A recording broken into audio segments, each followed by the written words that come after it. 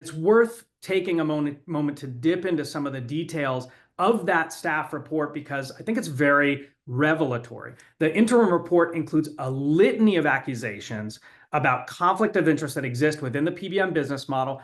For industry experts, like perhaps many of you that are dialed in today, some of these business practices might seem kind of like, no, of course, yeah, this is totally commonplace. And we knew this was going on for a while. Things like aggressive steerage by the PBM to their own pharmacy assets, rampant spread price profiteering. The report calls out an example of a couple of specific generic specialty drugs where they had found overcharges of $1.6 billion over a 3-year period by the big three PBMs on just 2 drugs that they called out as examples above.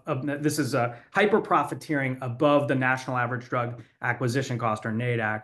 All this, I think, is probably not a huge surprise to most experts in the industry. One finding that was tucked away deeper into the report that jumped out at me that I think is worth mentioning is that PBMs may be expediting PA approvals when the patient fills a drug at the PBM's own pharmacy. So again, another example where the PBM has taken an objective administrator function, right, like prior authorization, and has allowed it to be influenced or overridden by their own financial incentives. The PBM profit model really has kind of poisoned the well for ERISA plan sponsors.